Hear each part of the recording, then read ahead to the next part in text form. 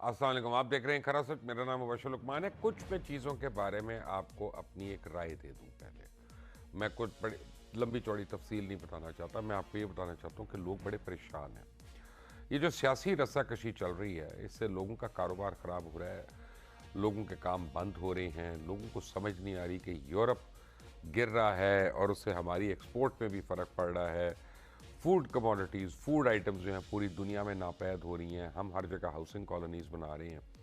हमारे यहाँ कोई प्लानिंग नहीं हो रही। उसकी वजह ये है कि हमारे यहाँ पॉलिटिकल इंस्टेबिलिटी इतनी ज़्यादा है कि प्लानिंग कैसे होगी। अब कुछ लोगों का ख्याल है कि इमरान खान असम्बलियाँ तहलील करेंगे। मैं आपको बताता हूँ कि मेरा नहीं ख्याल कि इमरान खान किसी भी सूरत असम्बलियाँ तहलील करेंगे। अगर उन्होंने करनी होती टू बिगिन विद, तो जिस वक्त वो जलसे में ये अनाउंस कर रहे थे, के वज़ीर आला उनके यानी एक कुर्सी छोड़कर बैठे हुए थे, बल्कि वो 7 वाली कुर्सी पे बैठे हुए थे। वो उनसे वहीं पे अनाउंस करवा देते कि मैं के की असेंबली तोड़ रहा हूँ। लेकिन उस अनाउंसमेंट के बाद इमरान खान ने कहा कि अभी हम इस पर मुशावरत करेंगे। यानी आपने फैसला पहले सुना दिया और अब उसके ऊपर जो केस है वो बाद में प्रिपेयर होना है। तो ये एक अनहोनी किस्म की बात थी। चौधरी परवेज लाई बिल्कुल भी तैयार नहीं है पंजाब असेंबली को डिसॉल्व करने के लिए। उसकी 3 रीजंस हैं। चौधरी परवेज लाई गुजरात को डिवीजन बनाना चाह रहे हैं। उन्होंने अरबों रुपए के फंड्स वहां पे अपने लिए निकलवा लिए हैं और कहा जा रहा है कि चौधरी मोहन सलाई जो है उन्होंने पता नहीं कितनी ज़मीन वहां पे ले ली है जिसके ऊपर उन्होंने डेवलपमेंट करवानी है। फिर एलडीए के अंदर आजकल बेइंतहा बंदर बांट हो रही है और एलडीए पे आप समझे, वो कहते हैं ना कि माले मुफ्तले बेरहम वाला हिसाब है। दोनों हाथों से उसको लूटा जा रहा है। तो ये जो लूट खसूट का दौर चल रहा है, ये इसको ख़त्म नहीं करना चाहिए। तीसरी चीज़ जो लोग ये समझते हैं, पाकिस्तान तहरीक इंसाफ के हमारे दोस्त, कि मार्च में इलेक्शन हो सकता है, तो उनको मैं बताऊं कि आज अगर वो फैसला भी कर लें, वैसे तो 20 तारीख को करना है, लेकिन 20 तारीख को जब वो फैसला करते हैं तो उसके बाद कम से कम 1 महीना उनको लग जाएगा इंटरिम सेटअप पे एग्री करते हुए ऑपोजिशन के साथ। फिर इलेक्शन कमीशन भी उसमें आएगा। उसके बाद असेंबली की तहलील होनी है।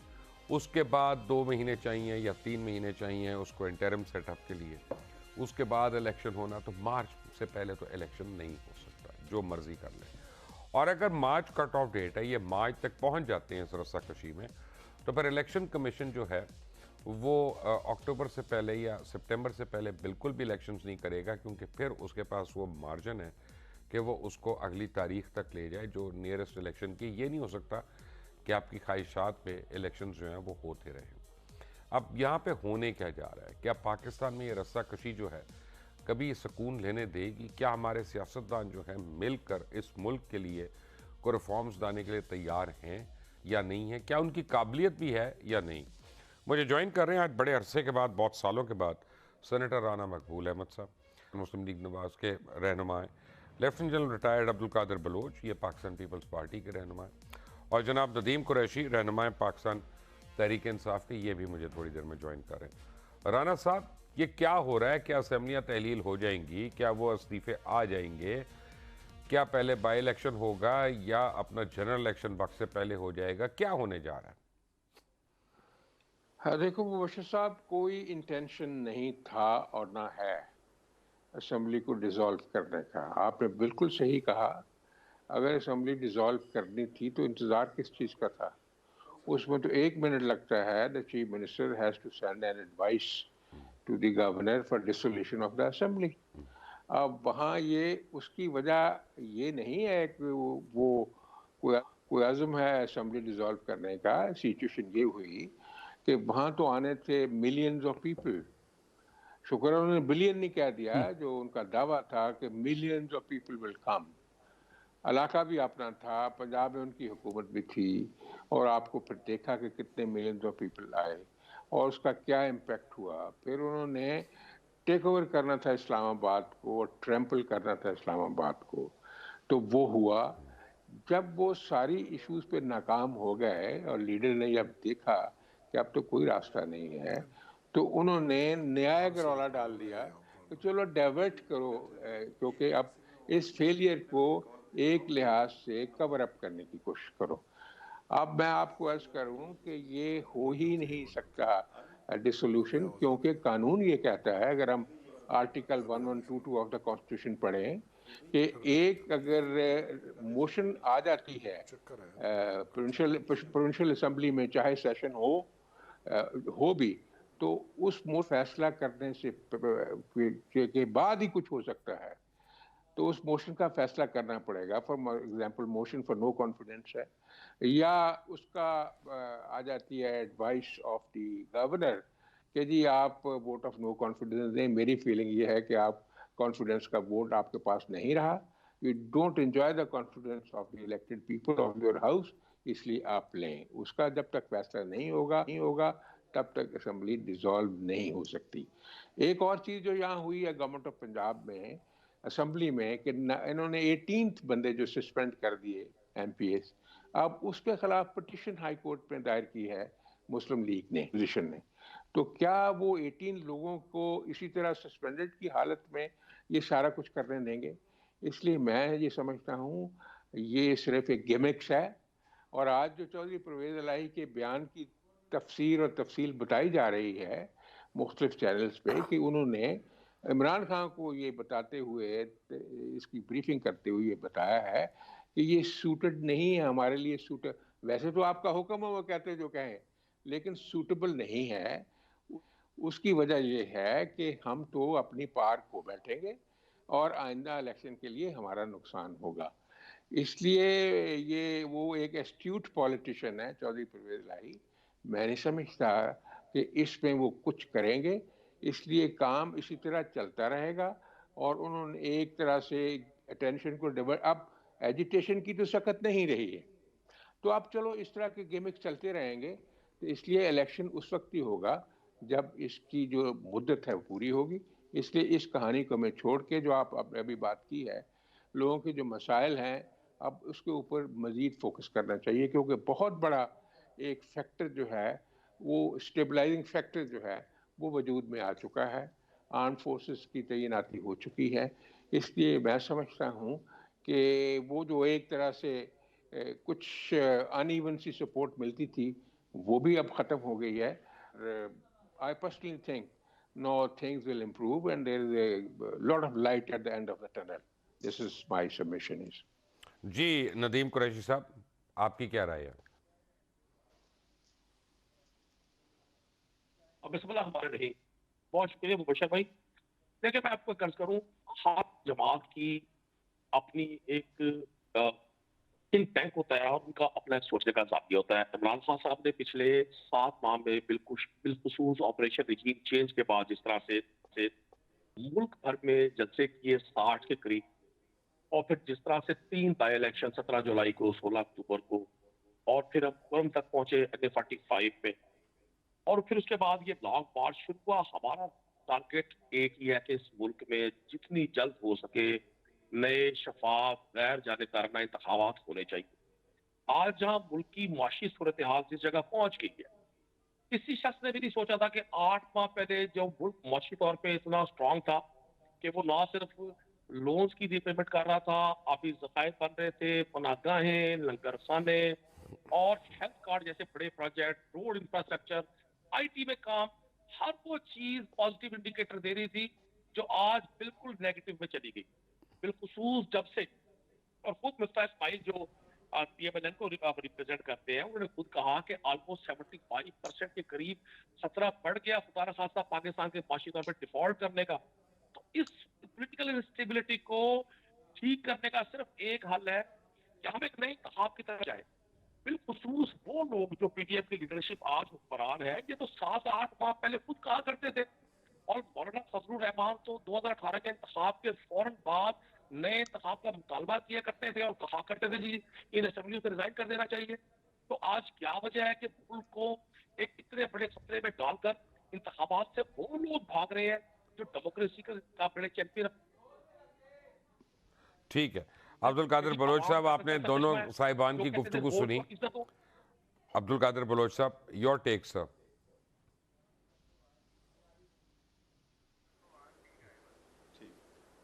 अब्दुल कादिर बलोच साहब, आपको मेरी आवाज आ रही है? आ रही है। जी बोलिएगा, आपकी व्हाट्स योर टेक? आपने दोनों मेहमानों की गुफ्तगू सुनी।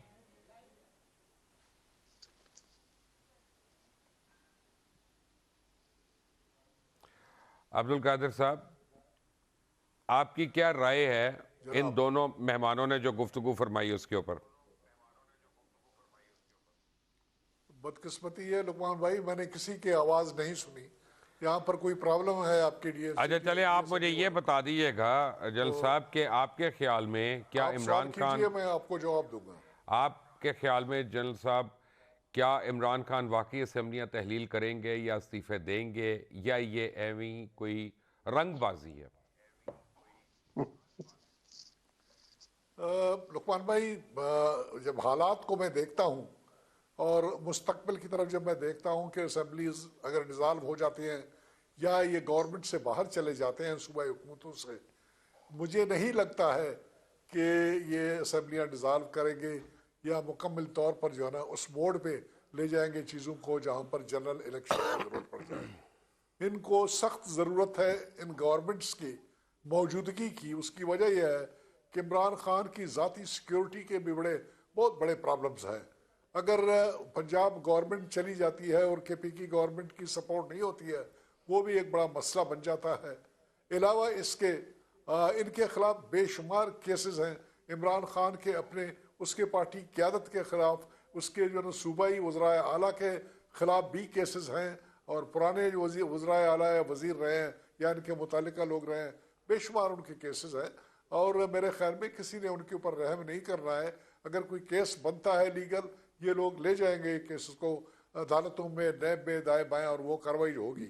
नेक्स्ट पॉइंट जो आ जाता है, जो बेसिक चीज़ है कंसल्टेशन की, वो जो सूबाई और कौमी असम्बली के मेम्बरान हैं जिनके लिए उन्होंने मेहरबानी और दौलत के दरवाजे खोल दिए और अरबों और करोड़ों रुपए के फंड्स उनको दिए गए, जिसका उन्होंने प्लान किया हुआ था कि अगले 5-6 महीने में इनको इस्तेमाल करेंगे, उसमें से बचाएंगे अपने खर्चे के लिए, और अलावा उसके जो कोई प्रोजेक्ट ज़मीन पे करेंगे उसके बुनियाद के ऊपर उनके वोट बन सकेंगे, उनके चांसेस बनेंगे अगले इलेक्शन में कामयाबी के। तो वो एक और चीज़ है जो कि बिल्कुल अंडर कंसिडरेशन रहेगा। इस वक्त तो खैर लोग जज्बाती तौर पर यह बयान देना कि सारे के सारे लोग तैयार हैं कुर्बान होने के लिए और रिज़ाइन करने के लिए, लेकिन ये वो प्रैक्टिकल प्रॉब्लम्स है जो उनके सामने होंगे और जिनके ऊपर वो सोचेंगे। और नेक्स्ट पॉइंट जो बहुत ज़रूरी है, वो ज़रूरी नहीं है कि इलेक्शन के नताइज वो हों जो कि कहा जा रहा है और जो वो एक्सपेक्ट कर रहे हैं। मैं इसको मिसाल के तौर पर तो पेश करना ज़्यादती है, लेकिन ये जो बाई इलेक्शंस हुए कौमी असम्बली के, जिसको बुनियाद बना के इमरान खान साहब की पॉपुलरिटी की बात की जाती है, उसके री इलेक्शन के चांसेस की बात की जाती है, उसी इलेक्शन में पीपल्स पार्टी ने 2 कॉन्स्टिट्यूंसीज पे उन्होंने इलेक्शन कॉन्टेस्ट किया और दोनों के दोनों वो जीत गए। ऐसी कोई बात नहीं थी, नॉर्मल इलेक्शन थे। अगर वो जीत सकते थे थोड़ी सी मेहनत करके, क्या पता कि 500 या 600 सीटों के ऊपर जब इलेक्शन हो रहे हों और इमरान खान भी इस दफ़ा जो इनके ऊपर कातिलाना हमला हुआ उसके बाद वो उस तरह फ्रीली मूव कर सकें मुख्तलिफ जगहों में तकरीरें करने के लिए, उसके सिक्योरिटी का भी बहुत बड़ा प्रॉब्लम होगा। सूबाई हुकूमतें भी उसकी नहीं होंगी, केयर टेकर होंगे। केयर टेकर के सूबाई हुकूमतों में गवर्नमेंट का भी इनपुट होगा उन लोगों के सिलेक्शन और उस कार्रवाई में। उनकी कितनी सिंसियरिटी होगी कप्तान साहब की सिक्योरिटी से रिलेटेड या वो प्रिकॉशंस लेने से रिलेटेड। सो बेशुमार मसाइल है। मेरे ख्याल में इन तमाम चीज़ों को सोच समझ के इमरान खान साहब को फैसला करना चाहिए। उसके जो खैर ख्वाह हैं मेरे ख्याल में वो उसको एडवाइस करेंगे। बेहतर ये होगा कि ये डायलॉग का कोई रास्ता खोले और इसमें कौमी यकजहती, कौमी यगानियत की बात हो और ये कोशिश करे कि किसी एग्रीमेंट पे पहुंच जाए जिसके मुताबिक ये फैसले किसी डेट पे कर सके इलेक्शन के बारे में। और वो जो पॉसिबल टाइम लाइन बनता है, मुझे नहीं लगता है कि ये मार्च और अप्रैल में इवन प्रैक्टिकली इलेक्शन किए जा सकेंगे। बहुत जल्दी कराना पड़ेगा इनको और इस तेज़ी के साथ कोई कार्रवाई न इलेक्शन कमीशन कर सकता है, न ये मरकज़ी हुकूमत इतना सिंसियर होगा कि इस तमाम कार्रवाई को फैसिलिटेट कर दे कि 21 मार्च से पहले पहले ये इलेक्शंस किए जाएं। तो इसके लिए मेरे ख्याल में इनको जाना पड़ेगा। फेस सेविंग के लिए मेरे ख्याल में बेहतरीन टाइम लाइन जो होगा या डेट्स जो महीने हैं वो जुलाई अगस्त के महीने बन सकते हैं। खान साहब भी कह सकता है कि उन्होंने इसको थोड़ा सा 2-3 महीने आगे लाया, ये भी कह सकते हैं कि इन्होंने कंसेशन दी और कार्रवाई की। ये एक तरीका है। और मेरे समझ के मुताबिक आखिर में मैं ये कहूँगा कि इस मामलात को 2-4 दिन इसी तरह से चलाए जाएंगे और फिर कोशिश करना चाहिए, कोशिश कराने वालों को अगर लोग हैं इस किस्म के कि इनको ले आए टेबल के ऊपर बिठा दे। इमरान खान साहब अगर समझते हैं कि उनकी बेइज्जती है टेबल पे बैठना, उसके पार्टी के दूसरे लोग बैठ सकते हैं और गवर्नमेंट को भी रिजिड नहीं होना चाहिए। वो इस बात के लिए गुंजाइश पैदा कर ले कि वो ये इनके साथ बैठे और बैठ के किसी तारीख के ऊपर ये एग्री कर ले, बजाय एक और क्यास और कन्फ्यूजन पैदा करना ऐसे मौके के ऊपर जबकि फ्लड की मुसीबतें उधर से अभी तक उनके बारे में कुछ नहीं किया जा सका। इकॉनमी की क्या कंडीशन है, रोजाना डिफॉल्ट की बातचीत की जा रही है, टीटीपी ने क्या कार्रवाई शुरू की है, बलूचिस्तान में क्या हो रहा है। ये वो हालात है जो तकाजा करते हैं कि कौमी सोच में ज़्यादा बालिग यानी मैच्योरिटी आ जाए और वो मामलात को ज़्यादा संजीदगी से ले और मुल्की मफाद को सामने रखें, बजाय इसके कि बस कल कुर्सी पे बैठ जाए। और ये एक और पॉइंट भी मेरे ख्याल में बड़ा इम्पॉर्टेंट है इमरान खान साहब के लिए कि ये जो मुआशी हालात है, ये नहीं है कि कल वो कुर्सी पे मार्च पे बैठ जाएंगे तो ये सब के साल हालात सुधर जाएंगे और सडनली जो है ना हर तरफ से डॉलरों की बरबार होगी और इकानमी जो है ना इसके ऊपर फ्लड का इफेक्ट होगा, ना हमारे बाकी मौसमी हालात है और ना जो मुआशी हालात है हमारे टैक्स कलेक्शन से रिलेटेड और बाकी जो चीज़ें हैं वो सब के सब ओवरनाइट ठीक हो जाएंगे। इसके बारे में भी उसको सोचना चाहिए, कहीं ऐसा ना हो वो सिचुएशन पैदा हो जाए जो आज से 8 महीने पहले था, जबकि पीटीआई के लोगों को छुपने के लिए जगह नहीं मिल रही थी और हर तरफ वो हारते जा रहे थे। तमाम बाई इलेक्शन उन्होंने हारे और अलावा इसके खैबर पख्तूनख्वा के लोकल गवर्नमेंट में उनका क्या हशर बन गया, इन चीज़ों को जरा सामने रखना चाहिए। राना मकबूल साहब, मुझे एक बात बताइएगा कि परवेज इलाही ने इदारों के खिलाफ बातचीत करने पे मुशर्रफ चीमा को शो कॉज नोटिस भेज दिया, लेकिन उससे कहीं ज़्यादा बातें उस शख्स ने की जिसकी परवेज इलाही जो है नैपी बदलते रहे हैं और जमान पाक पे बैठ के की हैं। तो उनको नोटिस क्यों नहीं भेजा? क्या परवेज इलाही दोहरा मेयार उनके लिए है या वो वाकई डरते हैं या ये मुशर्रफ चीमा से कुछ ज़ाती अनाद है और मोनस इलाही का उन्होंने को काम नहीं किया तो ऐसा हो गया? देखें जी, परवेज इलाही और इमरान खान और पीटीआई की आइडियोलॉजी का बड़ा फ़र्क है। आपने देखा होगा कि जब इमरान साहब लोगों को ये कह रहे थे कि ये मीर सादिक हैं और मीर जाफ़र हैं, सीनियर अफसरों को कह रहे थे और ये कह रहे थे कि ये जो आपको पता है न्यूट्रल जो होता है वो जानवर होता है, इंसान नहीं होता, ये कह रहे थे। तो उस वक्त परवेज इलाही साहब आर्मी कमांड की और आर्मी के शहीदों की, गाजियों की, मुजाहिदों की बात करते थे और तारीफ करते थे।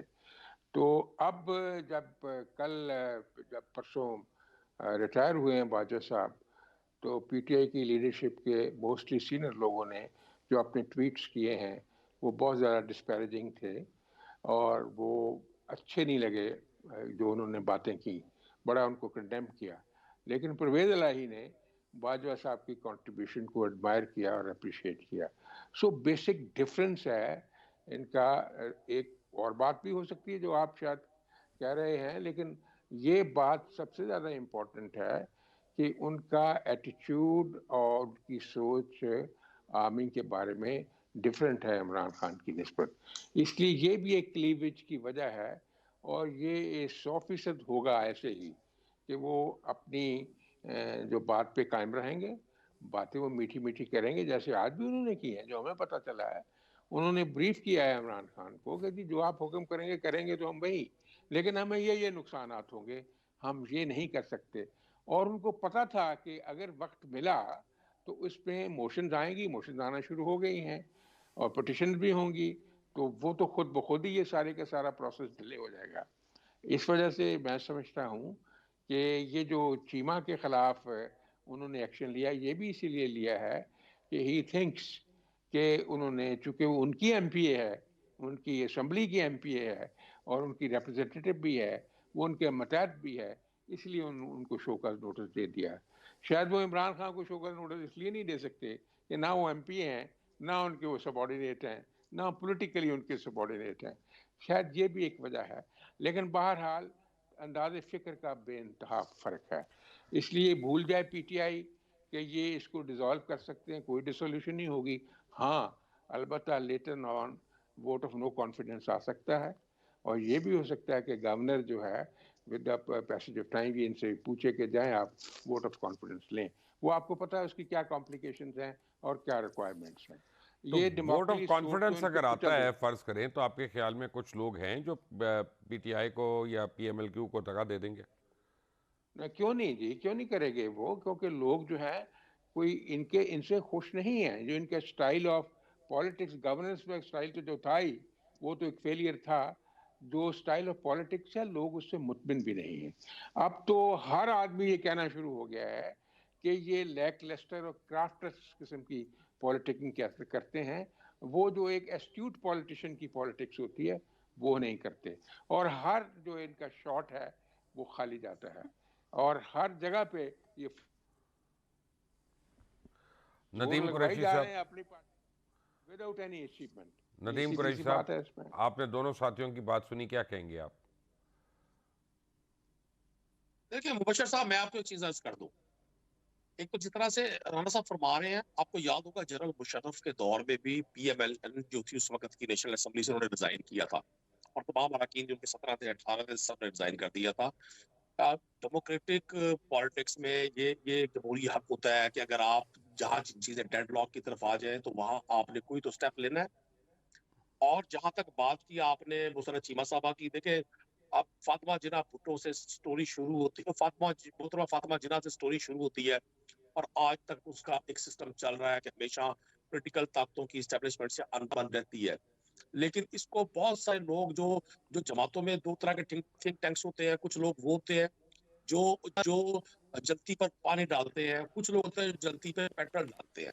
मैं समझता हूँ आज जहां मुल्क यार मुआशी मैं तौर पे आपको खड़ा है, आपको नदीम, आप इमरान मेरे खान साहब इस भाई चीज का थे, मैं आपको नहीं चाह रहा था, लेकिन एक मैं ट्वीट दिखाता हूँ आपको, ये टेलीविजन के ऊपर फवाद की है। वो कहते हैं जी, only people of Pakistan can change political system, supreme court must do the primary job and that is safeguarding fundamental rights of people of Pakistan. Performance of courts in this area is abysmal. Let's not give us भाषण on political systems. अब ये अगर आपको भी पता है, मुझे भी पता है कुरैशी साहब, ये कंटेम्प्ट ऑफ कोर्ट है। कल को इसमें अगर सरजनिश होती है तो फिर आप लोग कहेंगे कि देखें जी, ये जो एस्टेब्लिशमेंट है इसने हमारे साथ ज्यादती कर दी। यार आप लोग भी तो ख्याल तो कर लें थोड़ा सा। देखिए मुबशर साहब, हर जमात में मुख्तलिफ तबीयत, मुख्तलिफ मिजाज, मुख्तलिफ सोच के लोग होते हैं। फवाद चौधरी साहब जो है खुद कानूनदान है, लोग कानून होने के चाहिए ना तालिब जी, इल्म है। इंसान होने चाहिए, कुछ पढ़े लिखे भी होने चाहिए। बट मेरे मेहमान मेरे साथ ही एक ब्रेक के बाद आते हैं, उन तक टेक अ ब्रेक।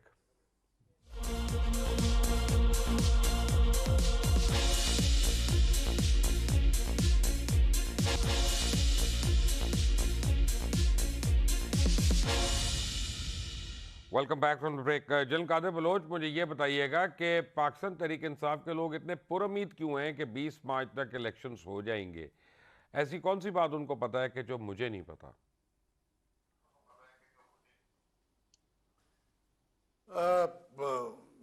मेरे ख्याल में ये तमाम ब्लफिंग की कार्रवाई है, प्रेशर डालने वाली कार्रवाई है। कोई ऐसी बात नहीं है। बुनियादी तौर पर मार्च की बात इसलिए ये करते हैं कि 22 मार्च को या 21 मार्च को रमज़ान शरीफ की आमद होगी और पहला तारीख उसका होगा, और वो ये चाहेंगे कि उससे पहले इलेक्शन हो जाए, क्योंकि एक दफ़ा रमज़ान शरीफ आ गया तो रमज़ान के दौरान कंपेयरिंग तो नहीं की जा सकेगी। इलेक्शन के लिए जो कार्रवाई की जानी है, तैयारियाँ, वो नहीं हो सकेंगी। तो जो पॉसिबल महीना बनता है, और आज की तारीख को दरम्यान में अगर ये टाइम पीरियड लगा देख लें तो 3 महीने ही हैं टोटल। और इन 3 महीनों में ये तमाम की तमाम कार्रवाई के बारे में वो जब अपने कैलकुलेशन करते हैं, उनके कैलकुलेशन के मुताबिक ये समवेयर मार्च के 10 तारीख से लेकर 20-25 तारीख तक का ये वो अरसा बनता है, जिसमें अगर चीज़ों को बहुत स्पीड में डाला जाए और बहुत तेज़ी से उनके ख्वाहिश के मुताबिक हर चीज़, ये इनके रिजिग्नेशन और डिसोल्यूशन और केयर टेकर गवर्नमेंट्स के बनने तक और उस पर इतफाक राय करने तक, इलेक्शन कमीशन के रिस्पॉन्सेज भी तमाम के तमाम उनके अगर मर्जी के मुताबिक हों तो तब वो कार्रवाई की जा सकेगी जिसकी वो उम्मीद कर रहे हैं। और वो जानते हैं कि ये मुमकिन नहीं है, ऐसी कोई बात नहीं है, अमली तौर पर बड़े मुश्किलात हो जाते हैं। और जिस वक्त जबकि स्टीयरिंग आपके अपने हाथ में ना हो, किसी और के हाथ में हो, तो स्पीड वो डाल सकते हैं, आप नहीं कर सकते हो। तो ये मेरे ख्याल में ये प्रेशर टैक्टिक्स है जो इस्तेमाल कर रहे हैं, और गवर्नमेंट को जितना डिफेंसिव में डाल सकते हैं, जितना कंसेशन वो ऑब्टेन करना चाहते हैं, इस किस्म की बातें करके और इस किस्म का प्रेशर डाल के। नदीम कुरैशी साहब, अगर मार्च के आखिर में इलेक्शन हो जाता, जो आप लोगों की ख्वाहिश है, मैंने एज्यूम किया एक मफरूज़े के तौर पे कि हो जाएगा, जो कि हो नहीं सकता, लेकिन मैंने मान लिया, तो अप्रैल के एंड तक तकरीबन हुकूमतें जो हैं वो अपने हलफ बर्दारियाँ करेंगी और मई के पहले दूसरे हफ्ते तक लोगों के यानी आप पोर्टफोलियोज़ जो हैं वो एलोकेट होंगे। तो मई की 15 तारीख तक वफाक को भी और सूबों को भी बजट प्रिपेयर करने हैं। तो क्या ये मुल्क मुतहम्मिल हो सकता है इस तरह टामक टोइयों का? ये टिकटॉक का बजट तो नहीं बनना ना, ये इस्लामी जमहूरिया पाकिस्तान का बजट बनना है और उसके सूबों का बजट बनना है। तो क्या वो 3-4 दिन में नई हुकूमत बना लेगी? मुबशर साहब, मैं एक और चीज अर्ज कर दूं आपको। आपकी ज्यादा नजर है, आप बड़े कैंपस पर बैठे हुए हैं इस वक्त। टामक टोइयों के अलावा हो क्या रहा है जिस मुल्क में? कितना बड़ा स्कैम आया अभी सक्कर कराची मोटरवे का, जो अभी कागजों में है, और अरबों रुपए लेकर वहां से डिप्टी कमिश्नर्स तो चले, ये तो छोटे स्कैम को पपेट्स हैं। छोड़ें, मैं जो तो अभी मेन जो तोशा अरबों रुपए खाना के लेके उनके स्कैम घरों से हो, कैश। फॉरेन फंडिंग के स्कैम तो पता नहीं कितने हैं इस सुन तो मुल्क अच्छा, में। कुरैशी साहब छो स्कैम मानो, नहीं तो ताड़े स्कैम घट ने। करें बात। सर दिल में मैं तो आपको ओपन ऑफर कर रहा हूँ जी, करें बात। हमारे पास भी कुछ इन्फॉर्मेशन है। मैं तो आपका टीवी दिखा रहा है ना, मैंने कल पीएनएन पे देखा, पूरा एक शो चला है कि सक्कर मोटरवे पे जो जो जमीन थे, उनके घरों से, अलमारियों से, उनके बेड्स के नीचे से 5-5 हजार के नोटों की घड़ियां बरामद हो रही ये है। आप अपना 77 रुकनी आपको है ये जो आप कैबिनेट बैठी हुई है। प्रॉब्लम एक और है अपना नदीम, प्रॉब्लम एक जनाब और है कि अगर मेरे ऊपर इल्ज़ाम लगता है कि मैंने चोरी की है और आप मेरे से सवाल पूछते हैं, तो उसका जवाब ये नहीं है कि मैं कहूँ कि नदीम कुरैशी पहले अपना हिसाब दे दो, पहले फलां का हिसाब देख लो, जायज पहले बात। उस एंकर को देख लो। आप लोग इस तरह से क्यों जवाब देते हैं? जब आपके ऊपर सवाल होता है तो आप उसका जवाब दें। बात हो रही है जिले आपकी, तो यार आप मैंने मेरे से मेरा मुंह ना खुलवाएं। देखें, मैं ज़रा इसलिए ज़्यादा आपको मैं बड़ा मार्जिन दे रहा हूँ कि 2 लोग आपकी पार्टी के मुखालफीन जो हैं वो आपके सामने बैठे हैं, तो मैं तीसरा नहीं बनना चाह रहा, इसलिए मैं ज़्यादा मुश्किल नहीं आपके लिए पैदा कर रहा। लेकिन आप लोगों ने तो जिस तरह ये लॉन्ग मार्च में 6 हलाकतों के ऊपर जिस तरह के पुलिस की कार्रवाई की और जिस तरह आपने उन FIRs को ख़राब किया और रिपोर्टों को ख़राब किया और उनकी पोस्टमार्टम्स नहीं होने दिए, वो बजाते खुद आपके ऊपर पर्चे बड़े कारी बनते हैं। तो प्लीज़ लेट्स मूव अहेड। मुझे सिर्फ ये बताइएगा 3 से 5 दिन में बजट कैसे बन जाएगा, वफाक का भी और सूबों का भी? सर, जैसे पिछले 8 माह से महंगाई के नाम पर आने वाली हुकूमत ने महंगाई के एटम बम लोगों पर गिराए हैं। जिस तरह से पाकिस्तान के गरीब को एक रोटी 3 हिस्सों में तकसीम करके खाने का मशवरा नहीं, देने कुछ वालों नहीं ने होना ना सतत नदीम। मैं आपको काबीना बनाई आगे है। जाने से पहले देखिए, इसका जवाब आपको मैं दे इससे दूं, मैं आपको जवाब दे दूं। एक मिनट मुझे 2013 मैंने में अब्दुल कादिर मैंने फिरोज साहब का 2013 में इमरान खान को पूछा था, आप बोल लें फिर मैं आपको बताता हूँ। देखिए, अब्दुल कादिर फिरोज साहब ने भी बातिल शिकन खिताब किया। उन्होंने भी कहा ये बल्फ है, ये चिटिंग है। मैं इस तरह के सीनियर और सीजनड सियासतदानों से मैं एक पॉलिटिकल वर्कर हूँ, मेरी ख्वाहिश होगी कि ये थोड़ा सा जिन बेंचेस पे बैठे हैं ठीक उनके है, हवाले से भी कोई बात करें। हर तनकीद का टारगेट मुखालिफ नहीं होना चाहिए। जो लोग मैंने बड़ा वॉच किया क्लोजली, मैं 8 माह से हर चीज को वॉच कर रहा हूँ। मैं भी पाकिस्तान से उतना ही प्यार करता हूँ जितना को बिलावल हाउस में रहने वाला या कोई भी जयपुर में करेगा रहने वाला आपका, वो कोई उस शख्स पर नहीं कोई मेरा भी डाउट कर ताल्लुक है। सकता। मैं तो ठीक ये है, तो गद्दारी के जो सर्टिफिकेट्स के जो खिलाफ हूँ। खिलवाड़, सर, जो खिलवाड़ पाकिस्तान से किया गया, जो पाकिस्तान की आवाम को धोखा दिया गया, जो महंगाई के नाम पर लॉन्ग मार्चेस बिलावल ने, मैडम मरियम ने और मौलाना फजलुर रहमान ने की, क्या हुआ? 2 वजारतें फजलुर रहमान ने ली, मवासलात और हज की। मैडम ने वीजा लिया लंदन का, और जनाब बिलावल साहब सिर्फ वजीर सैर सपाटा बन के महंगाई भूल गए। पूरी कौम को महंगाई चक्की में पिसवा दिया। लाए थे इसाक डार साहब को कि जी मुल्क की मईशत को उठाएंगे। उन्होंने कोई मुल्क की मईशत नहीं उठाई, सिर्फ अपने केसेस उठाए। तो पाकिस्तान की आवाम के तमाशे नहीं देख रही। एक ठीक है, बजट से ठीक है, बजट की तैयारी हो जाएगी। ठीक है। हम मुआशी राना मुतलफिन है मकबूल, इस अब मैं वक्त, कुछ कहना हम नहीं तकलीफ चाहिए में है इस वक्त। कि मैं आपको एक बात बता दूं राना साहब, कि 2013 में कंटेनर पे आने से पहले मैंने इमरान खान को पूछा, अगर हम लोग जीत जाते हैं, क्योंकि मैं उस वक्त तो साइड पे था और ओपनली था, मुझे कोई ये नहीं मैं इजहार राय कर रहा हूँ, तो मैंने कहा कि जीत जाते हैं तो मईशत कैसे संभालेंगे? तो उन्होंने कहा कि हमारा वज़ीर ख़जाना असद उमर होगा, और असद उमर जो है वो ये कर देगा तो वो कर देगा, और ये प्लान है, वो प्लान है, ये प्लान है, वो प्लान है, कि स्टेट बैंक ऐसे होगा, FBR ऐसे होगा, टैक्सेशन ऐसे होगी, ये कलेक्शन होगी, ये एक्सपोर्ट होगी, ये रेवेन्यू होगा, ब्ला ब्ला ब्ला सब कुछ। 7 महीने के बाद वो असद उमर को ऐसी ऐसी गालियां दे रहे थे राना साहब कि मैं रिपीट नहीं कर सकता टीवी पे। पैमरा जो है मुझे बैन कर देगा कम से कम 1 साल के लिए। और मैं बकायदा, अगर आपको मेरी बात का यकीन है, मैं आपको बता रहा हूँ, गालियां दे रहे थे, गालियां मैं खुद सुनी हुई हैं। अच्छा, उसके बाद वो हफीज़ शेख साहब आ गए, उनको उड़ा दिया। उसके बाद शौकत तरीन साहब आ गए, उन्होंने आते ही कह दिया पहली प्रेस कॉन्फ्रेंस में कि तो फिगर्स ही फाइज्ड है, ये तो झूठे फिगर्स हैं। फिर उनको अगले उसमें क्लियर करना पड़ा। 3 आपके वजीर ख़जाना बदल गए, 4 आपके FBR के चेयरमैन बदल गए, 3 आपके स्टेट बैंक के गवर्नर बदल गए, आपके कोई पता नहीं 6 फाइनेंस सेक्रेटरी बदल गए, और पंजाब में जितने बदले उसकी तो आप तफसील ही छोड़ दें। मेरा मतलब है कि ये कौन सी मईशत थी जो इन्होंने ठीक करनी थी, ये आप ठीक करेंगे? जी सर, ये जो असेसमेंट है मेरी, खान साहब एक यूटोपिया में रहते हैं, वो रियलिटी की दुनिया में नहीं रहते, और इसी तरह से उनके ख्यालात भी इसी तरह के होते हैं जो इम्प्रैक्टिकेबल होते हैं। वो चीज़ों को अंडर एस्टिमेट करते हैं या ओवर एस्टिमेट करते हैं।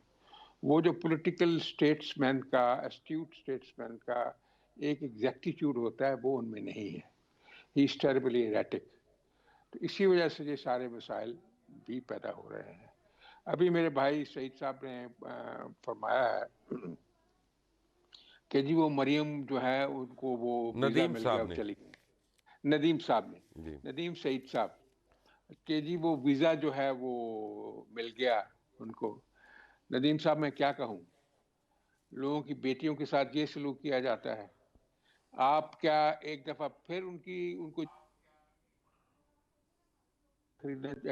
खींचना चाहते थे? क्या आप उनकी फिर दुआइयाँ खींचना चाहते थे? उनको फिर आप सेल में बंद करना चाहते थे, डेथ सेल में बंद करना चाहते थे?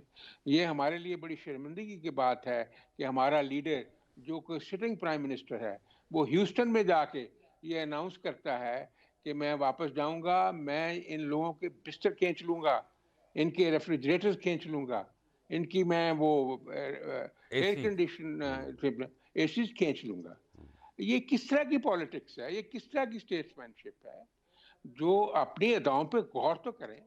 ये बातें करने वाली हैं। न सिर्फ उन्होंने किया, फिर प्रैक्टिकली भी किया, यानी खाने बंद कर दिए, मियाँ साहब की दवाइयाँ बंद कर दें, और खुदा के लिए अभी हसरत पूरी नहीं हुई। अब मैं आपको अर्ज कर दूं, मैं एक प्रिडिक्ट कर रहा हूं, जो कि मैं स्टूडेंट हूं इस सारे फिनोमेना का। अब केसेस तो बहुत सारे राइप हो गए। ये सारी बातें जल साहब की सही हैं, बैठना चाहिए, इसको हल करना चाहिए। लेकिन साथ साथ जो जो क्रिमिनल एक्ट किए गए हैं, जिसके रिबटेबल प्रूफ आ चुके हैं, तो क्या उनको क्लोज कर दिया जाएगा? किस तरह ये क्लोज होंगे? ये तोशाखाना कैसे क्लोज होगा? ये 190 मिलियन पाउंड्स का जो स्कैम है, वो कैसे क्लोज जो मलिक होगा? रियाज को दिया, ये आपका जो, मतलब है?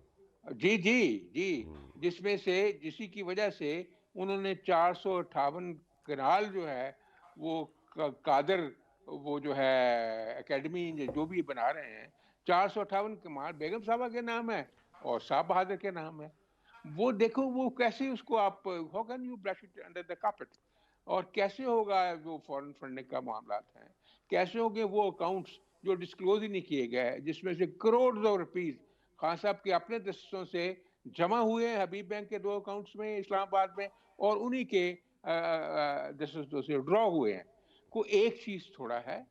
अब जो तोशाखाना की बात आपने की है, यानी शर्म शर्म से सर झुक जाता है कि बैतुल्ला और की तस्वीर वाली घड़ी, जो कीमती तरीन दुनिया की घड़ी है, वो दुनिया के बाजारों में बिक रही है। हाँ जी, ये क्या हम लोगों ने ये सीखा है?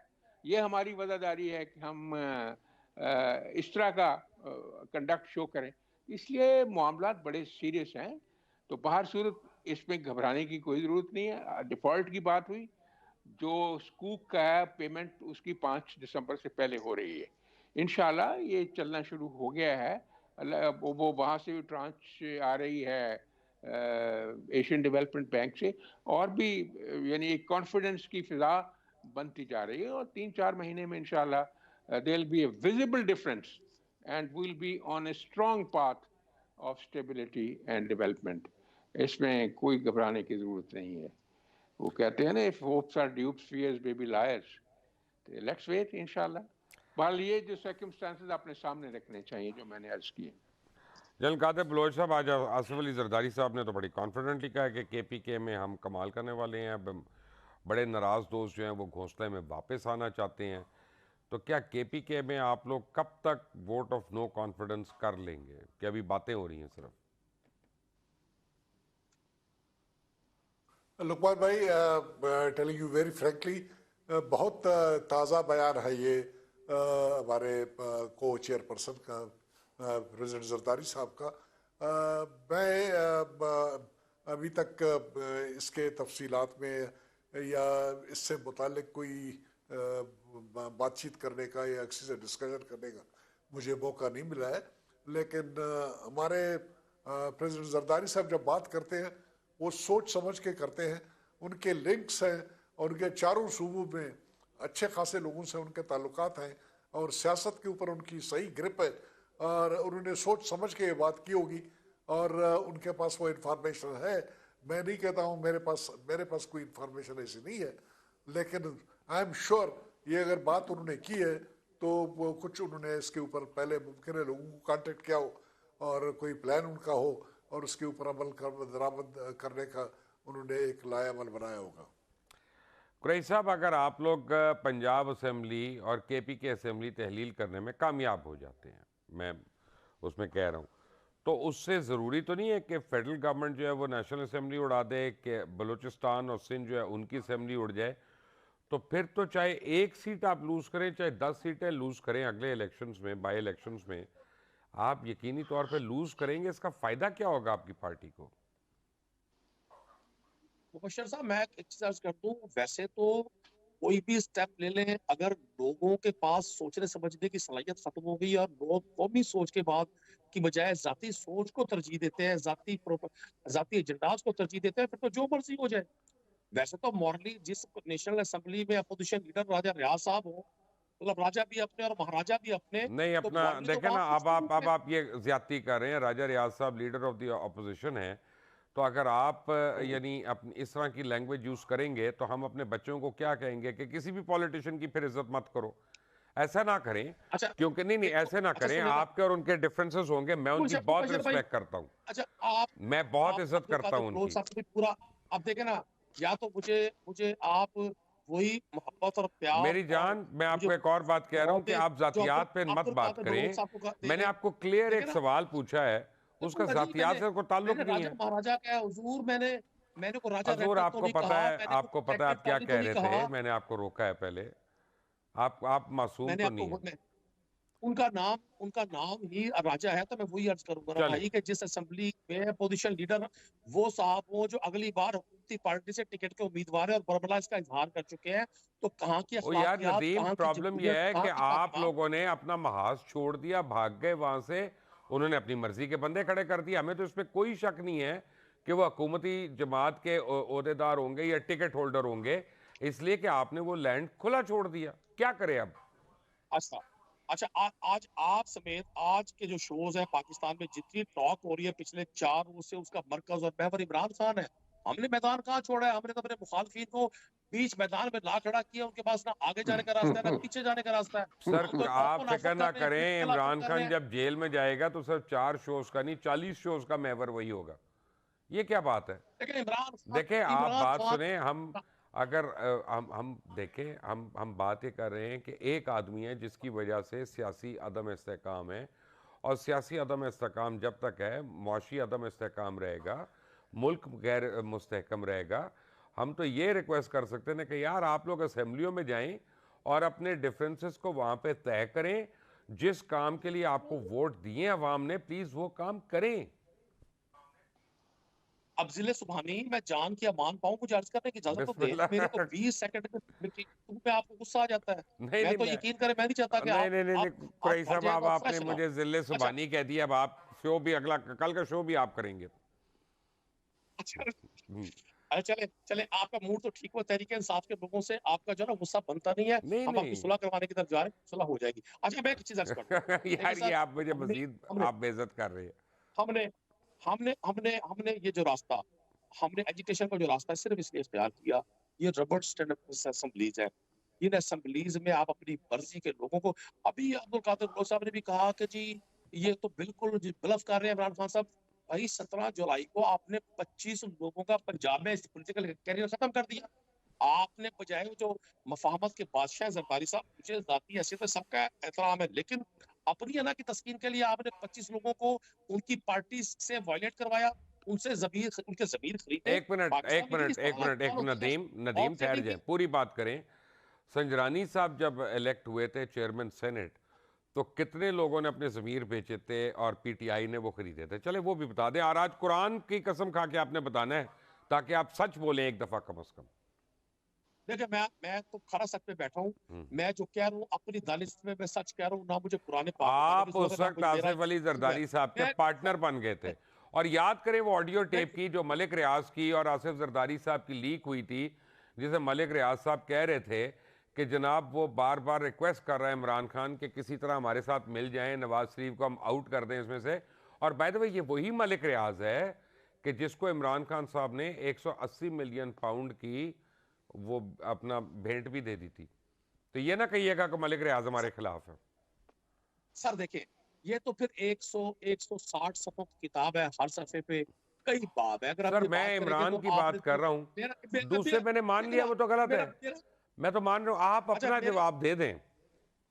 मेरे फिर मेरे फिर जिले सुबहानी को आपने इग्नोर कर दिया और फिर आपने नहीं मुझे अपना हजूर अनवर, 110 सेकंड दे दिए। मेरे पास देखिए मैं आपको 1.5 अर्ज मिनट करता रह गया। हूँ, एक हमने मिनट अब, हम सॉरी, मुझे एक अच्छा मिनट बाकी दोनों से हमने ही बात करनी है क्योंकि आप नहीं आ रहे सर बात पे। मैं अपना राना मकबूल साहब, राना मकबूल साहब, जी। वेरी क्विकली, कब आप लोग जिस लोग चीज़ के लिए आप लोगों को वोट दिया जाता है आप उसका पास करेंगे और असेंबली में बैठ के ये आर्ग्यूमेंट्स कर लें, बजाय टीवी चैनल से बैठ के, और इस मुल्क को एक सही सिमत पे तो डाल दें?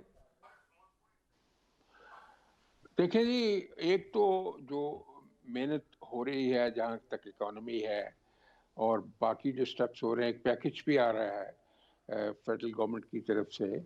और पिछले जो मैं लंदन में था तो हमारे कायद ये कह रहे थे कि ये तैयार किया गया है, वो भी आपके नोटिस में आ जाएगा, उससे भी कुछ फ़वाद होंगे।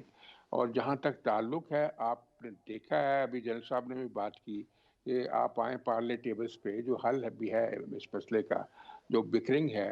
मैं आपको एक अर्ज़ कर दूँ, ज़ोर उन्होंने लगा लिया है, हाँ, पॉलिटिकली लगा लिया है, एजिटेशन करके देख ली है।